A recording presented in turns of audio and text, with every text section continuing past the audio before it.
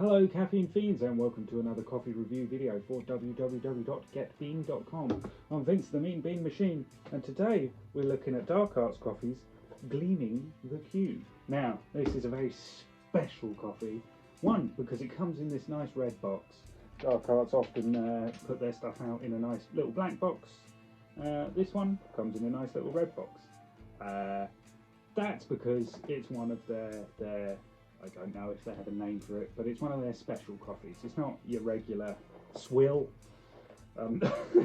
No, it's more of a micro lot coffee. I believe it's micro lot. I don't know. I'll read it in a second anyway.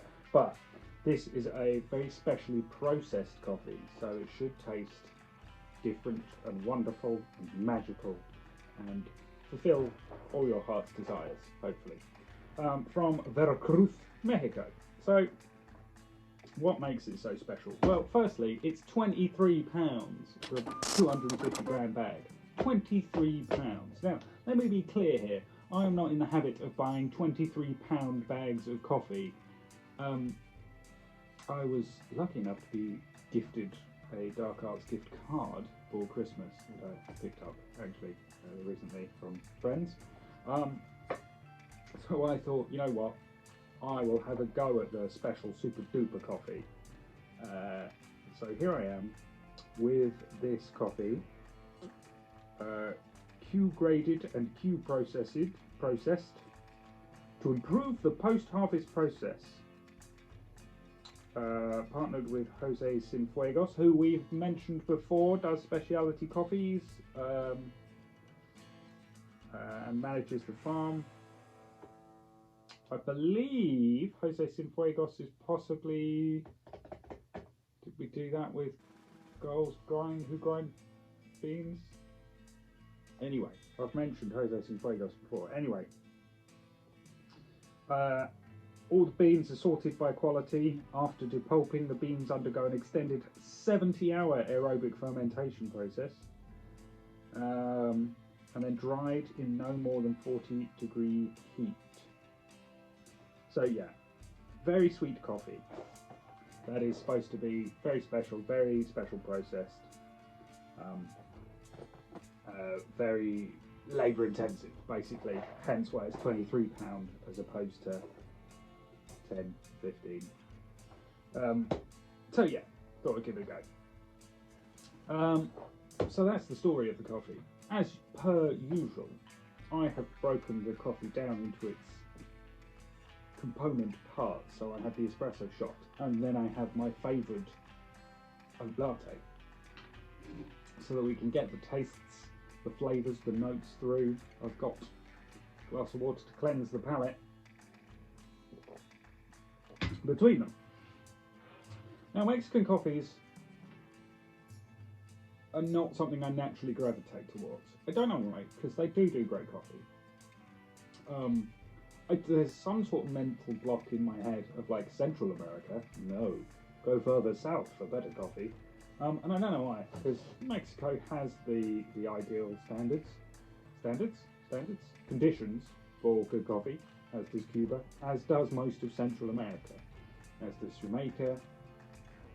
You know, that whole belt, Central America, Caribbean belt, produces great coffee. But in my head, I go further south. So I tend to avoid Mexican coffees, but at £23, one would hope this will blow my mind and change it at the same time. So that's the situation. So we ground it up and giving it a go. Now the tasting notes say a very sweet coffee with mandarin acidity, green tea and floral notes. So very sweet appeals. I have a sweet tooth, but the mandarin acidity, so a slight orangey bite. But by saying mandarin, it's almost as if they're deliberately edging away from orange acidity, away from that really strong citrusy acidity. Green tea, which is interesting, because tea notes in coffee, I mean they do happen, but green tea. So I'm expecting an almost sort of metallic taste. If you drink a lot of matcha and whatnot, You get that kind of sweet, slightly steely. There's a steeliness to it, I feel. Slight metallicness on the tongue. If it becomes too strong, certainly. I'm not a massive green tea drinker. I do occasionally have a nice green tea, but yeah, kind of. So a sort of flowery but slightly metallic, steely taste to it, and then it says and floral notes. So I sort of expect that from green tea anyway. But flowery and acidic, but sweet. None of that makes sense together in my head. But so sweet, flowery, acidic. Yeah, okay. Now I can sort of. So I'm expecting an orangey sharpness that's tapered by that floweriness. Hence why it becomes a mandarin. So not so sharp, and then maybe a slightly kind of green tea, steely aftertaste is what I would glean from those tasting notes. So let's give the espresso shot a sniff first. Oh, it does smell orangey, and I know it said mandarin, but you get an oranginess of it, and then there is a floral, almost like a lemongrass kind of grassy note. Or not a grassy note. There is definitely a florality.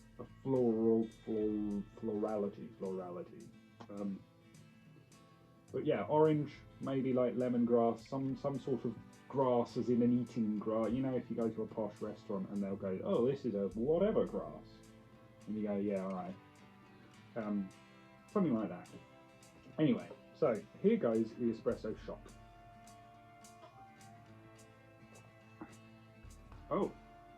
Oh wow. So straight off the bat, there's a secondary, I'd loathe to call it an aftertaste, because it comes straight after your initial, you kind of swallow and go, oh yeah, that's whatever, and then this thing just rushes up and kicks you in the face. And then there's an aftertaste, so there's always 3 layers to that. I've completely thrown, but yes, that acidity is there, and you kind of go, oh, there's a bit of darkness there, and then this second really sweet sensation just rushes up on you, and it caught me by such surprise. I couldn't even put a finger on what I'd describe it as, but this super sweet sensation just suddenly kind of bursts into your face, and then whilst I was kind of being taken by surprise by that, there's almost a butteriness to it as an aftertaste, as a final kind of resting note. What's interesting is it's not caught me at the back of my throat at all. So it's all kind of sat there on the tip of the tongue, the middle of the tongue maybe. But it's all very, wow, so that's just kind of really grabbed me by surprise there. I'm gonna take a sip of water. And now I know that kind of rush comes up on you. I'm gonna try and focus a bit more on that.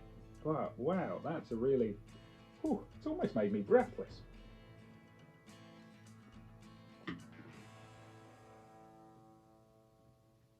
Yeah. So that initial taste, I'm going to be honest, that initial taste doesn't do a lot for me. But that secondary kind of rush is really sweet and really kind of impressive. And then yeah, it settles into a creamy. It's odd that the espresso shot settles into a kind of creamy final note, a creamy aftertaste. But that initial kind of rush is suddenly like meh, coffee, and then bam, sweet. And whilst you're recovering your senses, yeah, that buttery afternote comes in. It doesn't mention kind of butteriness. It definitely says a very sweet coffee, which they're right about. Mandarin acidity. Yeah, I see, because there's not a citrusiness to it. If I said citrusy, I would be expecting something a lot sharper. There's no real sharpness to it. There's sort of a dark, syrupy, initial kind of fairly basic kind of coffee sensation initially, and then it's really revved up just in an instant. Which is really interesting. I like the fact that suddenly my coffee surprises me.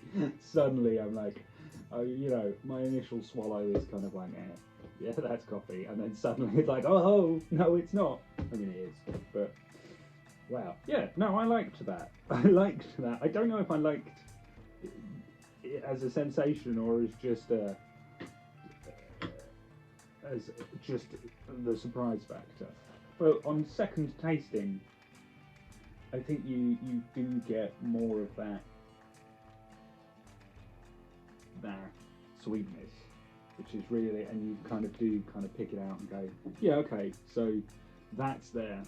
I see why they've gone with green tea. There is that sort of flowery, kind of metallic, slightly, you know, if you drink matcha, you get that sort of umami taste.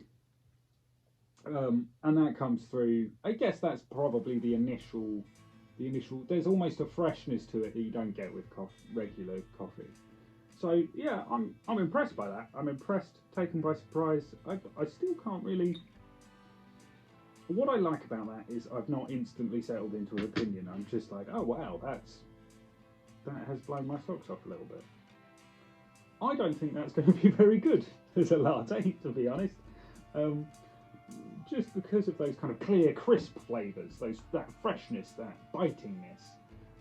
Like I say, it's not a citrusy acidity, so that doesn't cut through, but it'll be interesting to see how it does manifest in an oat latte. So let me clear the old throat.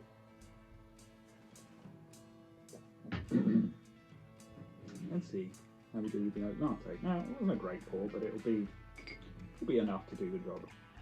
So this is how I tend to take my coffee. I tend to favour an oat latte. Sometimes if I want a stronger coffee, or if it's particularly good coffee, I'll have an oat flat white. I mean, if it's particularly good, I will have it black, but I don't often have my coffee black, unless toasting. So this is my favourite way to drink coffee. So I like my coffee to work well with oat milk, but it doesn't mean it will, just because I want it to. So here goes.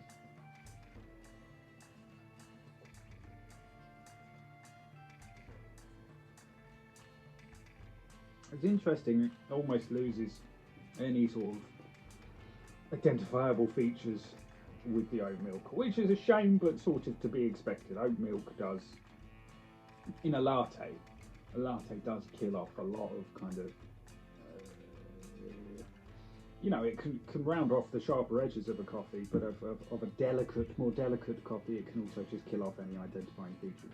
And that becomes really chocolatey and almost quite standard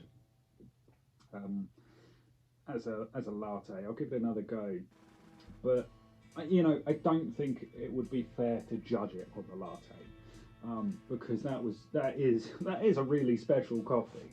I'm not sure 23 quid special, but I'm happy to spend 23 quid if the labour justifies it, I think we should spend more for things that have had the work put in for it. But I don't know if I can justify spending like 23 quid week in, week out on this. And I don't think this will be on their site forever, or even very long. It might not be on the site now. I'm a big fan of dark arts. The name Gleaming the Cube, I think, is a reference to some sort of cynical Satanism. Don't get me wrong, I've got nothing wrong with Satanism. I just prefer my Satanism from from a place of honesty rather than cynical. No, so yeah, it's a shame about the latte, but drinking it as a latte, it's perfectly fine, and I could drink that daily, and you'd be like, yeah, it's actually, what's interesting is it just kind of boils down to that almost fairly regular chocolatey note, but it is a lot sweeter. So if you wanted a really sweet latte without putting sugar in it, I'd go for that, but I wouldn't recommend spending that much money just to get a really sweet latte. So let's give it another go, but I think, the conclusion will stay the same.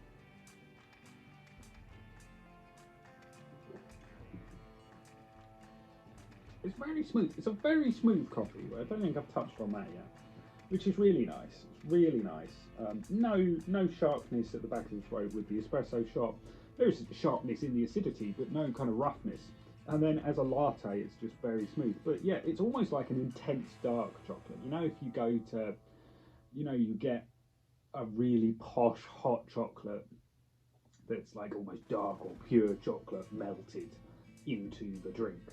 It's got that sort of level of intensity, not of that chocolate level.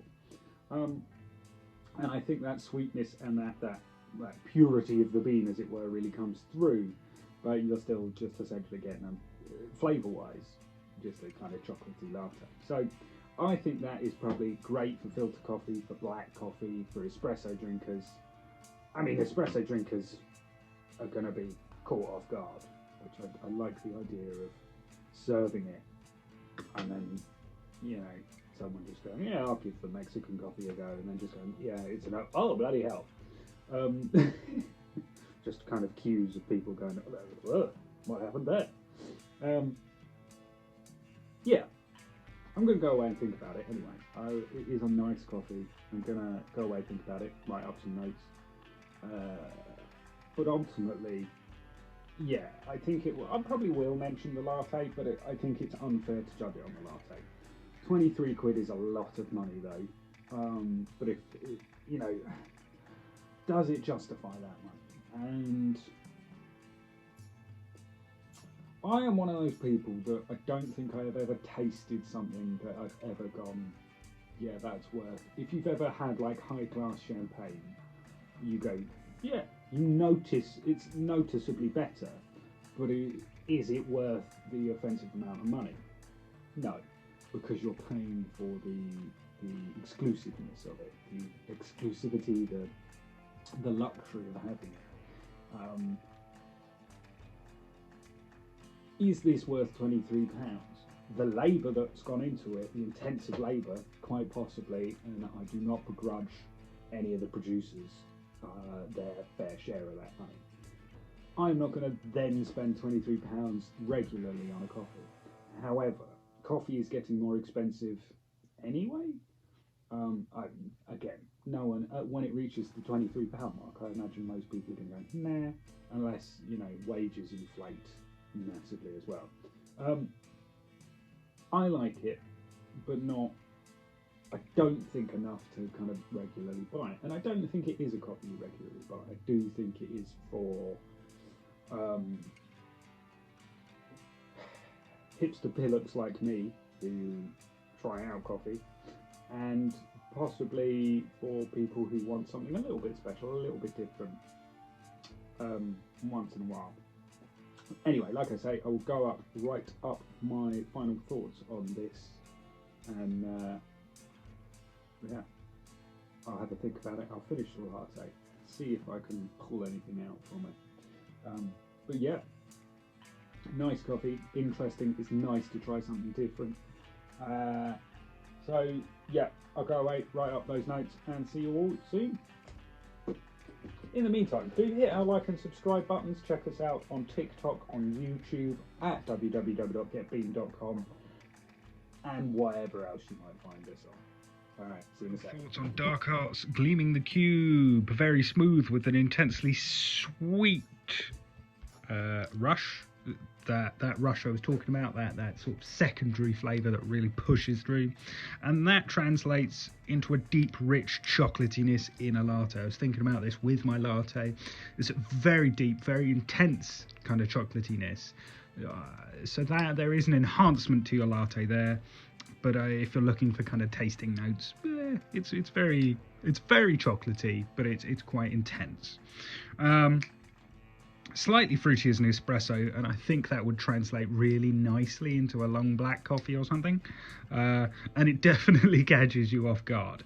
So I really did enjoy it. For £23, it is a special occasion thing, but I've put it at 4 stars. It is a nice coffee. Do give it a go if you've got the money and the time, but it's not going to be your regular brew for obvious reasons. But yeah, lovely stuff. Thank you for watching. Again, do hit those like and subscribe buttons. Check us out at getbean.com and other social media stuff. Thank you very much. Take care. See you all soon. Bye bye.